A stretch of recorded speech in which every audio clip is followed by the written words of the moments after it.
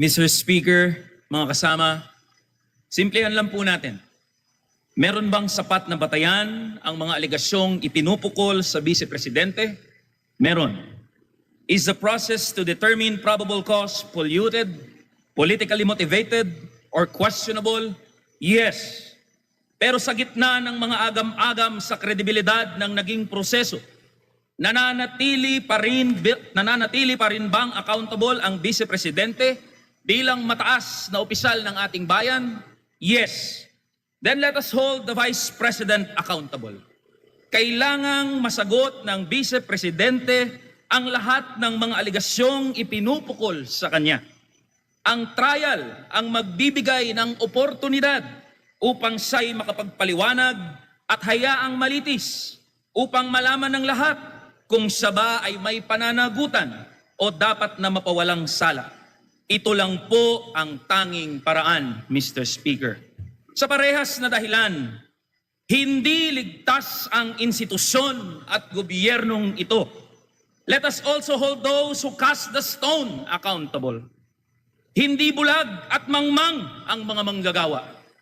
Hindi nawawala sa isip ng marami ang trilyong pisong kinurakot sa ghost flood control projects. Ang mga mali-maletang pera na nawala sa korupsyon sa ilalim ng administrasyon. Kaya ang usapin ng accountability ay sumasaklaw rin sa institusyong ito, maging kay Pangulong Bongbong Marcos.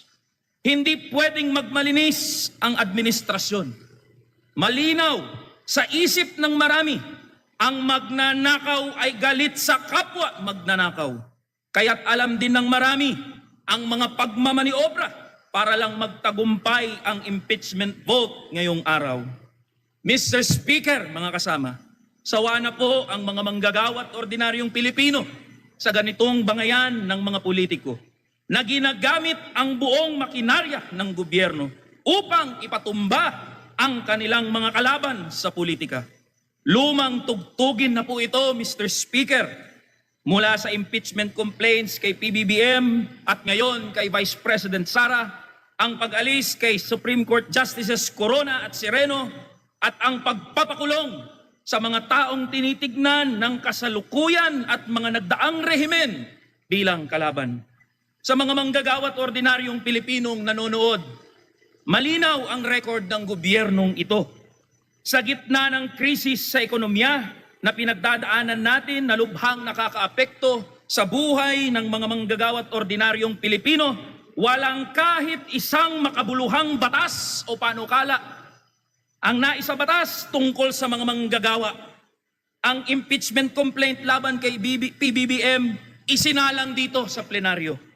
Ang impeachment complaint laban kay BP Sara isinalang dito sa plenaryo.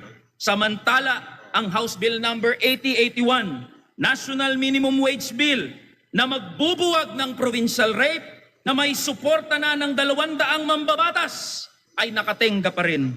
Ang taas sahod ay nakatenga pa rin.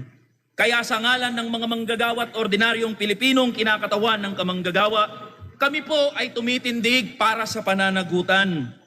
At ang pananagutang ito ay marapat lamang na sumaklaw sa Vice Presidente, sa Pangulo at sa lahat ng opisyal ng gobyerno. Kakabit ang paninindigang ito, Mr. Speaker, mga kasama. Matapang naming hinahamon ang bulwagang ito. Isa publiko natin ang ating mga salin, pumirma tayong lahat ng bank secrecy waiver at hayaan nating ilagay ang ating mga sarili sa pagsisiyasat ng publiko. Ito po ang hamon ng mga manggagawa at ordinaryong Pilipino sa bulwagang ito. Pangungunahan ng kinatawang ito ang hamon na nabanggit sa bulwagang ito. Maraming salamat po, Mr. Speaker. Mabuhay ang mga manggagawa at ordinaryong Pilipino. Majority Leader.